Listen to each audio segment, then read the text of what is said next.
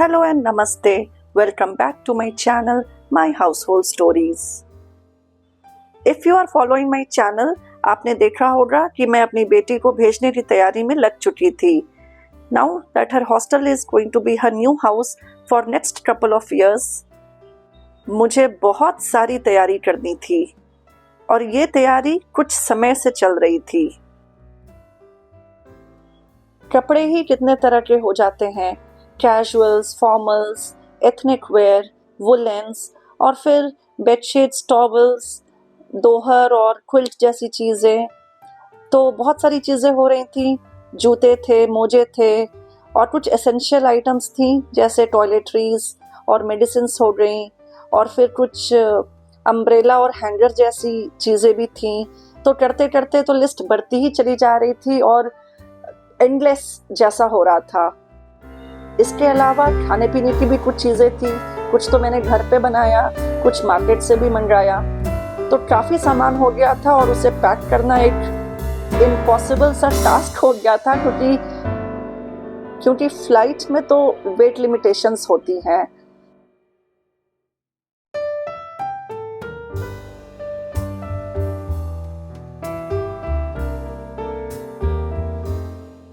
और यही नहीं, इसे अपना पिलो भी चाहिए था, घर वाला पिलो.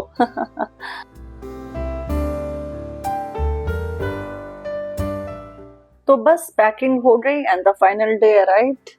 और ये देखिए, वो जो सबसे बड़ा वाला black suitcase and pink suitcase और एक बैग है सामने. इतना लगेज मेरी बेटी का है और बाकी जो सूटकेसेस हैं वो सारे हम दोनों हस्बैंड वाइफ और छोटी वाली बेटी, हमारे कपड़े हैं इनमें. So we are all set to begin our journey.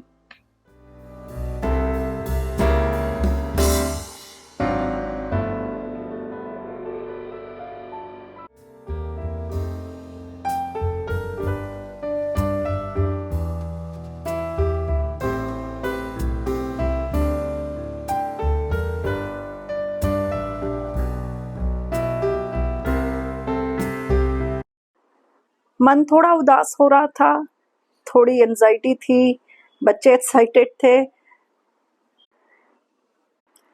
I was dealing with mixed emotions और मैं थोड़ा टायर्ड भी हो गई थी.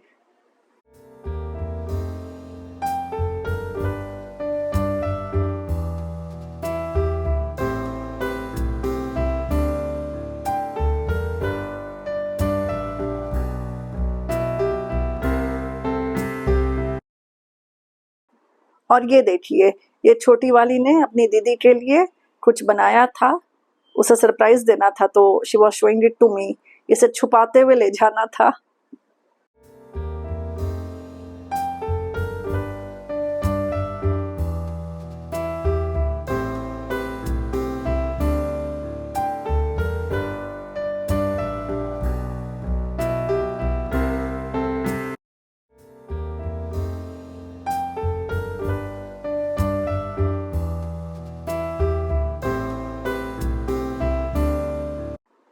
उस दिन एयरपोर्ट पहुंचने में भी बहुत ज़्यादा टाइम लगा.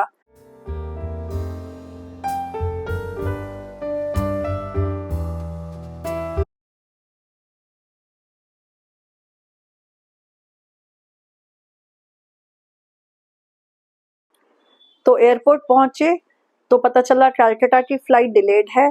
तो हमने एयरपोर्ट पे थोड़ा टाइम पास किया, थोड़ी मंचिंग की और फिर फ़्लाइट हमने जब बोर्ड भी की तो एक मेडिकल केस आ गया और उस पैसेंजर को डीबोर्ड करना पड़ा. इन सब में काफ़ी टाइम लगा and finally we reached Calcutta 2.5 hours late. तो हमें अपना डिसीजन बहुत सही लगा कि हमने इनफ बफर रखा था और इमीडिएट कनेक्टिंग फ़्लाइट हमने नहीं ली थी. We had kept some gap और कलकत्ता में ब्रेक लेने का डिसीजन सही था. कलकत्ता में हम होटल ताज में रुके थे, ताज सिटी सेंटर, जो कि एयरपोर्ट के पास है.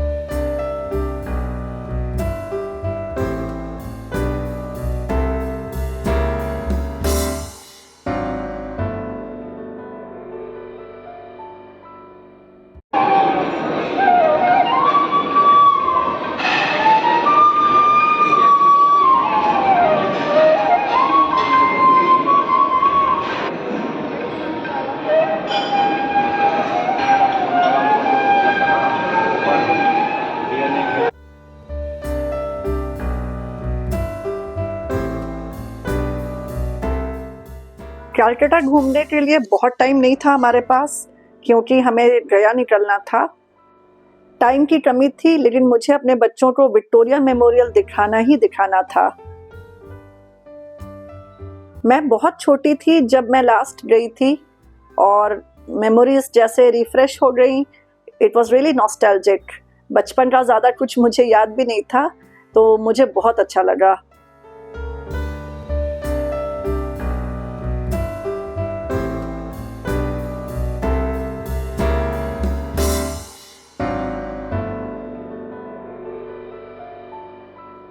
शायद मैं एसएसटी टीचर हूँ इस वजह से, और maybe because I am generally interested in history, I wanted to spend lot of time there. लेकिन एज आई सेड, टाइम का थोड़ा क्राइसिस था। और ये देखिए, यहाँ तो मैं अटक ही गई। This is Enfield rifle which triggered the revolt of 1857, basically the first war of independence against the Britishers. अब मैं आपको और हिस्ट्री सुना के बोर नहीं करूंगी, लेकिन अपने बच्चों से ज़्यादा मैं अपने स्टूडेंट्स को मिस करने लगी, जिनसे मैंने इस टॉपिक पे इतना डिटेल डिस्कशन किया है। और ऐसी ही कितनी सारी चीज़ें मुझे दिखी इस म्यूज़ियम में, जिनके बारे में अपने स्टूडेंट्स को आए दिन बताती रहती हूँ। जिन बच्चों को हिस्ट्री में जेन्युइन इंटरेस्ट है, उनको भी विक्टोरिया मेमोरियल एक बार ज़रूर आना चाहिए। तो एज अ पेरेंट, अगर आप कलकत्ता विजिट कर रहे हैं, you should definitely visit this place.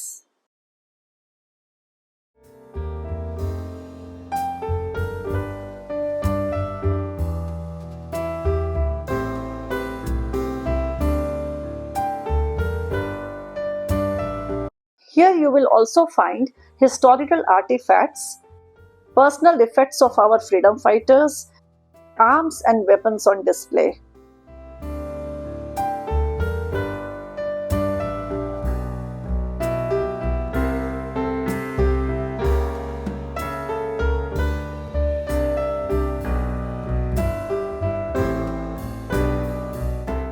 वैसे तो Victoria Memorial is dedicated to Queen Victoria of England, लेकिन आज के डेट में सरकार ने इसे एक म्यूजियम में कन्वर्ट कर दिया है।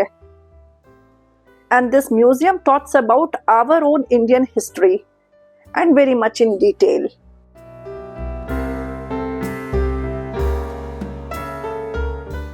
There were portraits of our freedom fighters and some great Indian reformers as well.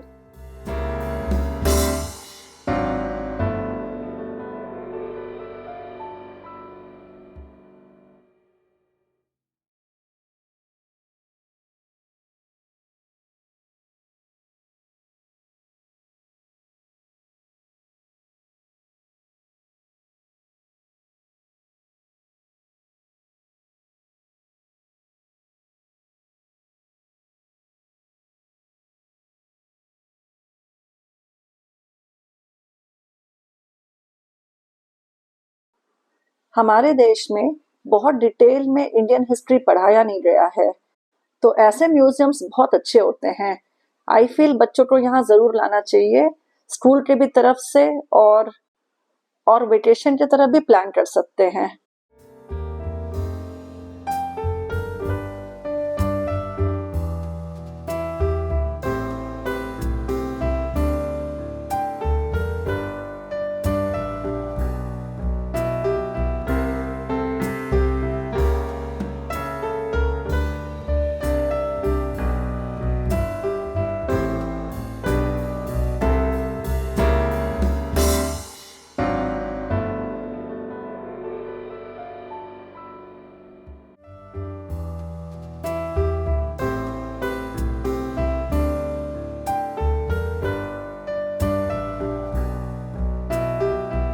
Calcutta आओ और झालमुड़ी ना खाओ, ऐसा तो हो ही नहीं सकता।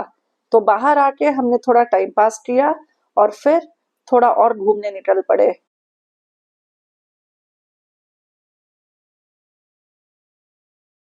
बिकॉज ऑफ टाइम क्रंच बहुत सारे पॉपुलर प्लेसेस हम कवर नहीं कर पाए। बस टैक्सी में बैठे बैठे जैसे बिरला मंदिर बाहर से ही घूम लिया, और काली घाट नहीं जा पाए। टैक्सी में ही बैठे बैठे हावड़ा ब्रिज घूम लिया। तुम चढ़ रही हो हावड़ा ब्रिज पे। look at this. Look here. This is the view. Yes. चलो अब तुम लोग के लिए ये हिस्टोरिक मोमेंट है कि you are on Howrah Bridge.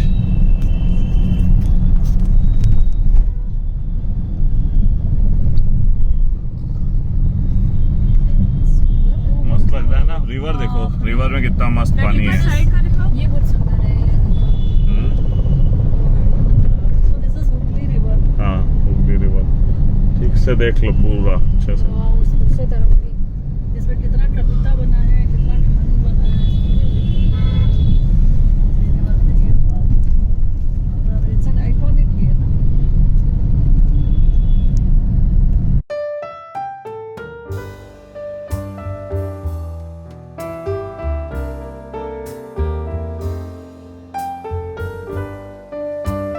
और एक दक्षिणेश्वर टेम्पल है, वहाँ we made it a point कि वहाँ जाना है.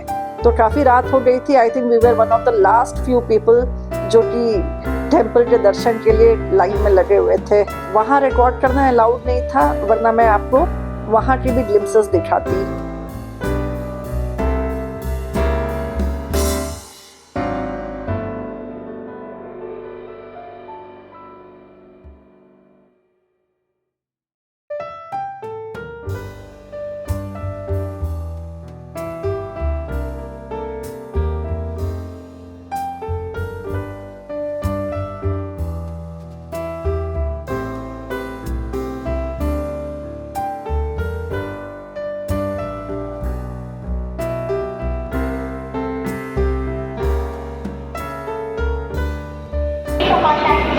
Thank you for your patience. We appreciate it. और हम गया पहुंच गए. गया पहुंचे तो बहुत बारिश हो रही थी. छोटा सा शहर है पर बहुत ही खूबसूरत. हमने बोध गया में अपना होटल बुक किया था.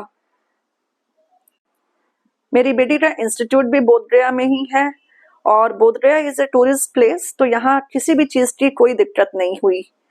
खाने पीने का आराम, अच्छे होटल्स, सब कुछ यहाँ अवेलेबल है. एक मज़ेदार बात तो मैं बताना ही भूल गई. हम गया पहुँचने ही वाले थे कि बैड वेदर की वजह से पायलट ने फ्लाइट को वाराणसी में लैंड करा दिया. गया में क्लियरेंस मिली ही नहीं. फिर फाइनली वहाँ भी 2 घंटे वेट करके और थोड़ी फ्रस्ट्रेशन भी हुई हमें, लेकिन फाइनली यहाँ भी हम काफ़ी लेट पहुँचे.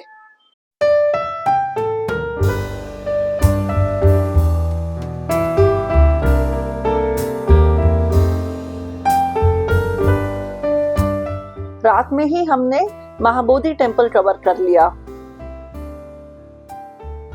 ये वही जगह है जहां गौतम बुद्ध को एनलाइटमेंट मिली थी.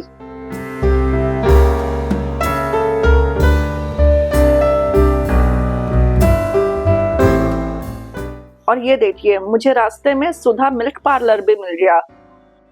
तो जैसे कर्नाटका में Nandini is a known brand for milk and milk products, वैसे ही बिहार में Sudha is a popular brand for these things. ये देखिए, ये जो आप ई रिक्शास देख रहे हैं यहाँ, इसे यहाँ टोटो बुलाया जाता है. तो हमने टोटो की भी सवारी की and I totally loved it.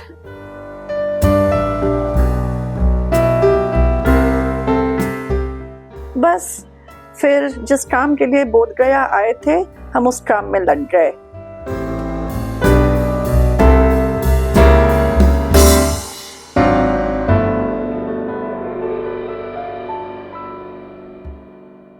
इसके इंस्टीट्यूट गए. इसने अपनी एडमिशन की फॉर्मेलिटीज पूरी की.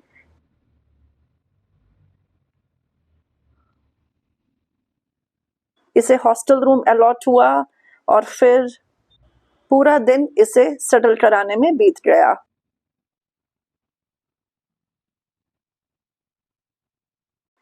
इंस्टीट्यूट तो बहुत अच्छा है. हॉस्टल में भी सेटल कराने में पूरा दिन तो लग गया, बट एवरीथिंग इज स्ट्रीमलाइंड. मेरा मन तो थोड़ा उदास हो ही रहा था, लेकिन ये दिन तो आना ही था ना.